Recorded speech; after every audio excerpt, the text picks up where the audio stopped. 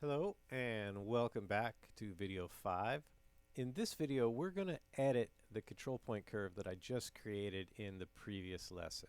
Okay, so let's go back to our front view.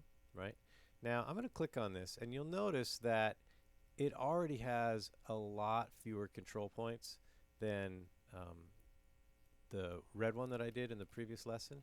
And what I'm going to do now is I'm just going to start zooming in on here, and I'm just going to grab these points and see if I can, like for example this one, I actually might not even need that. I'm just going to delete that, see what happens, right?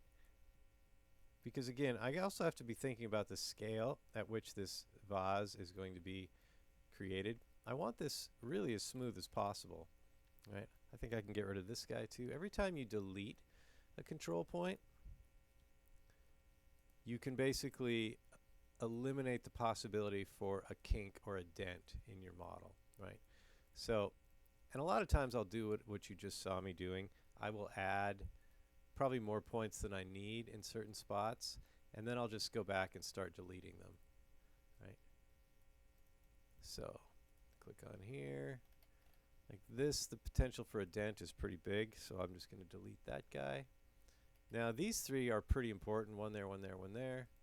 I might try and bring this one in just to, there we go, right? I want this as smooth and as nice as possible, right? There's something called ferrying a curve, and if you can keep all of the control points on a single side of a curve, it's going to eliminate, you can see how this control point is actually on that side of the curve. It's going to eliminate a lot of the dents. And I'm going to go ahead and delete this guy. There we go. Now I want to move that just so I get a little bit more. There we go. This doesn't look too bad. And I do want these 3 points here. Pretty good. Some of these I probably don't need.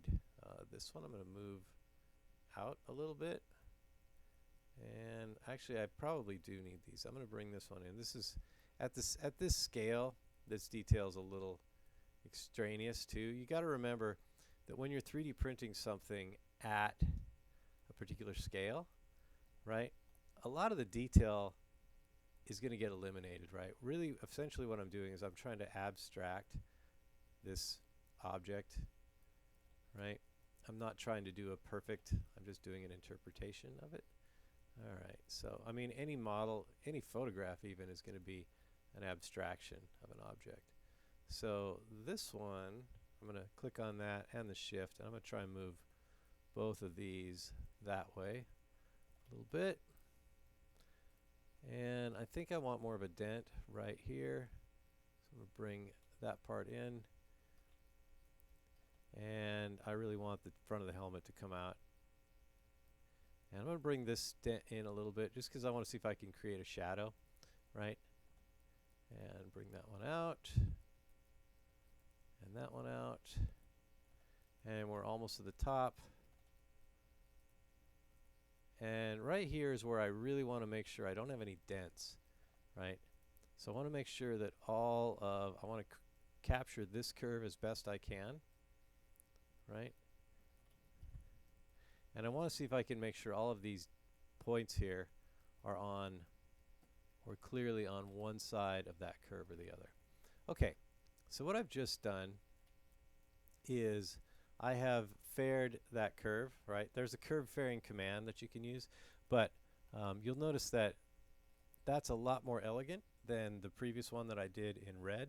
Okay, what I'm going to do now is I'm going to stop this video, and in the next one I'm going to use the revolve command on both of these objects, on the purple, or both of these control point curves, the purple one and the red one, and you're really going to be able to see the difference in the surface that I've done. Okay, thanks very much. I'll see you in the next lesson.